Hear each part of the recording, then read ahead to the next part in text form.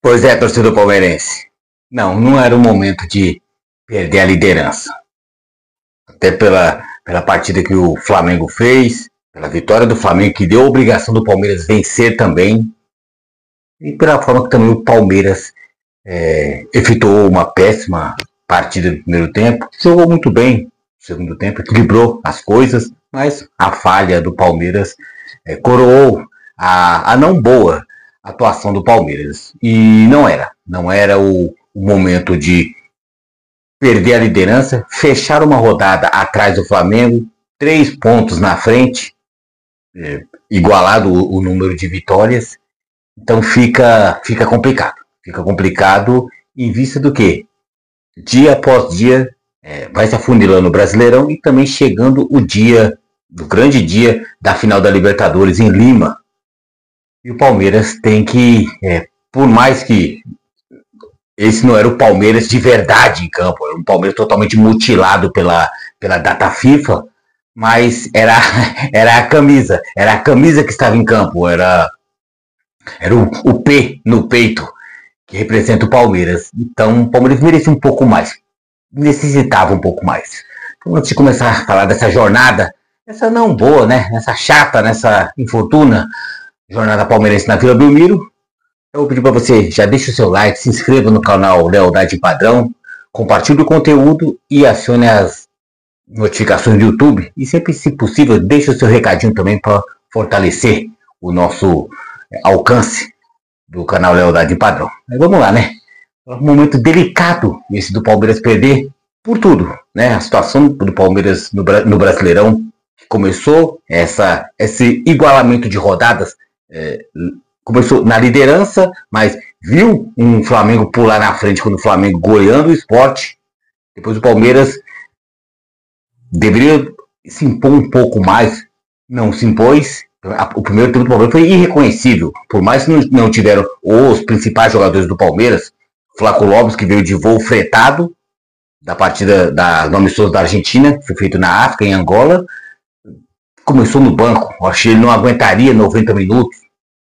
Então, muitas coisas devem-se explicações da atitude dos jogadores, da postura em campo. Eu acho que faltou um pouco mais. O Palmeiras entrou muito tranquilo de si, muito dando a bola para o Santos. E reitero, perder a liderança nesse momento, o Palmeiras poderá se complicar lá na frente, antes ou depois do dia 29. Então o Palmeiras pode se considerar pontos perdidos em Vila Belmiro. Como eu tinha também citado, a data FIFA mutilou o Palmeiras. Sim, esse é o ônus. Tudo na vida tem um ônus e tem um bônus. O Palmeiras tem uma grande equipe, grandes jogadores. Isso aí é muito trabalho da diretoria, da comissão técnica, dos próprios jogadores, que conquista títulos. Nisso reverte divisa. O Palmeiras consegue transformar o Palmeiras em um bom time com grandes jogadores. Grandes jogadores são convocados em data FIFA. Então, o Palmeiras se vangloria por ter grandes jogadores, mas quando se necessita numa data FIFA, o Palmeiras não os tem. Então é aquele negócio, você tem em momentos e não tem em outros. Então o Palmeiras sentiu muita falta, principalmente da figura de Vitor Roque, porque é um dos jogadores do Palmeiras que ele rabisca mais, é o que pega a bola e tenta fazer algo diferente. Eu vi o Palmeiras, mesmo nos melhores momentos, no segundo tempo, contra o Santos, mesmo dominando o Santos na segunda etapa, o Palmeiras não tinha esse ato de ousadia. Era muita bola esticada para um Luiz correr, a Rafael Veiga parar, olhar para um lado, olhar para o outro, ficar pensando demais. Flaco Lopes tentar alguma coisa, né? Aquele rabisco curto dele, mas não é aquele cara envolvente com técnica e força. Então o Palmeiras, por culpa também da data FIFA, o Palmeiras diminuiu o seu leque de boas possibilidades. Sempre o Palmeiras, quando tem um time titular, o jogador não está bem, o do banco entra e resolve. Mas a partir do momento que você tem praticamente o time inteiro não estava disponível, então o Palmeiras penou bastante em Santos, porque mesmo que não desse, mas necessitava a vitória. O Palmeiras poderia se doar um pouco mais. Um pouco de preciosismo do seu ataque, falhas na defesa que Carlos Miguel até consertou, mas praticamente a última bola do jogo não foi possível salvar. Então, faltou atitude de jogadores, faltou presença em campo também, pode-se dizer.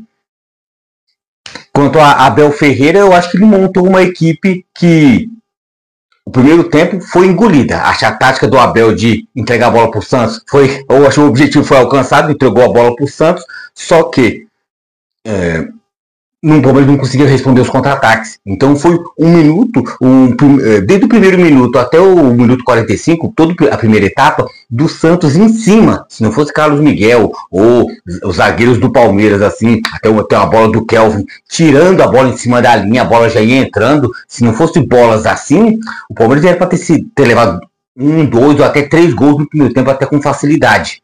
Então o Palmeiras saiu com uma sobrevida. O Palmeiras conseguiu, também na figura de Abel Ferreira, mudar o esquema. Entrou o Luigi e entrou o Flaco Lopes na segunda etapa, o que melhorou o Palmeiras, mas não foi só isso. Na transmissão foi falado também que o Palmeiras mudou os jogadores em substituição, mas mudou em atitude, em posicionamento.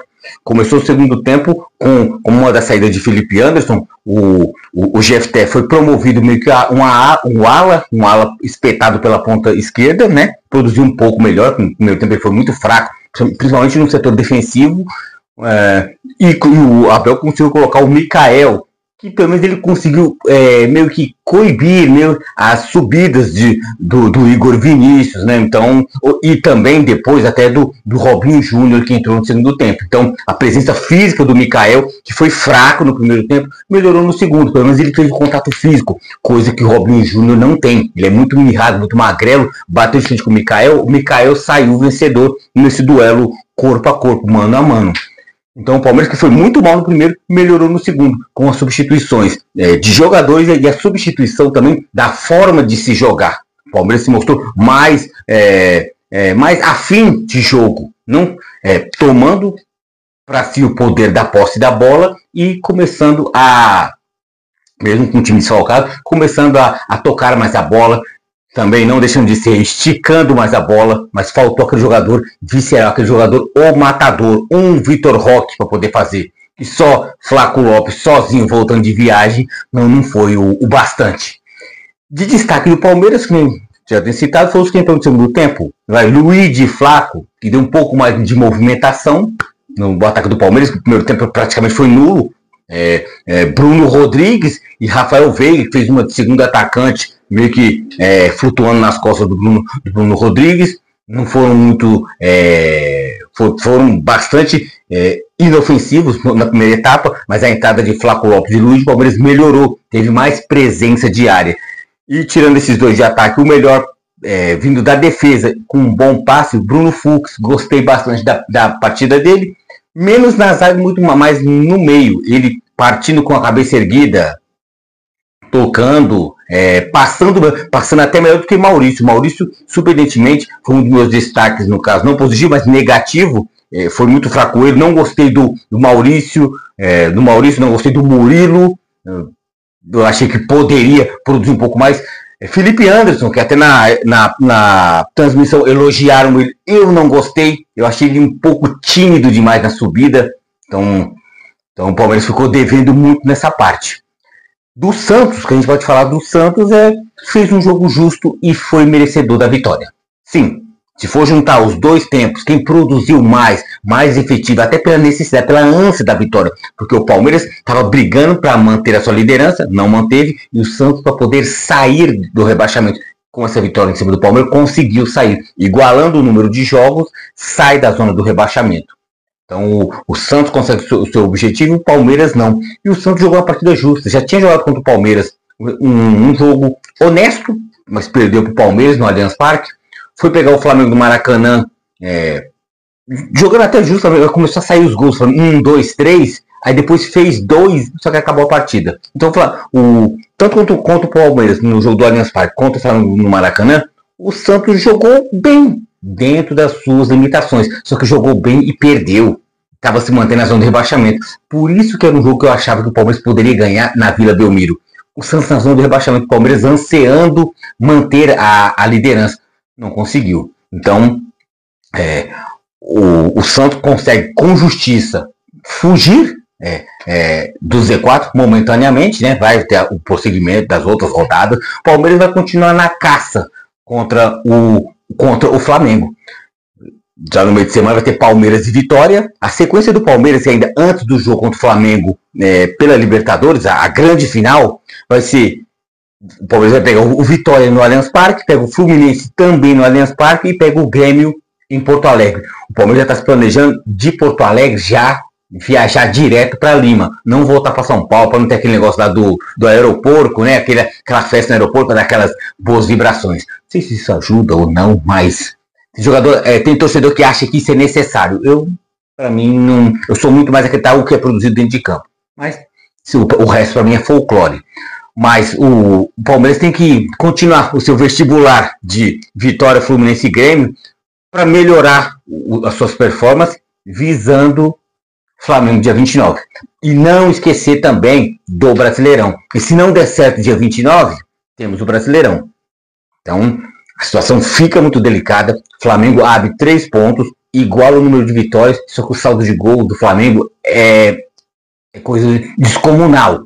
Então o Palmeiras vai ter que vencer a próxima partida, que é Palmeiras e Vitória, e no Maracanã o Fluminense terá que ajudar o Palmeiras vencendo o Flamengo.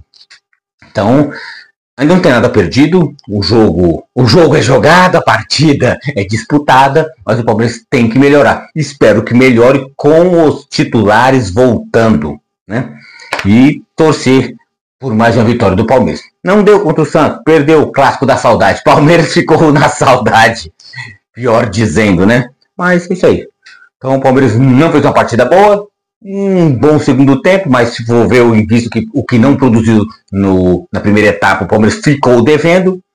Tem todas as explicações, data FIFA, suspensão e afins, mas o Palmeiras poderia melhorar. Mesmo com o time misto, poderia ter feito algo melhor. Não fez, agora só resta lamber as feridas e lamentar, mas jamais baixar a cabeça. Ficar focado no Brasileirão e sempre mirando o dia 29 contra o Flamengo. Então, repetindo novamente, né, reafirmando o pedido, deixar o seu like se você não deixou no início do vídeo, se inscreva no canal Lealdade Padrão, compartilhe o conteúdo e ative as notificações do nosso canal, assim, quando tiver um vídeo novo no YouTube, o YouTube vai te reporta e te informa que tem novidade quentinha no canal Lealdade Padrão. Então, é isso. Então, o Palmeiras fica na saudade, no clássico da saudade. Santos 1, Palmeiras 0.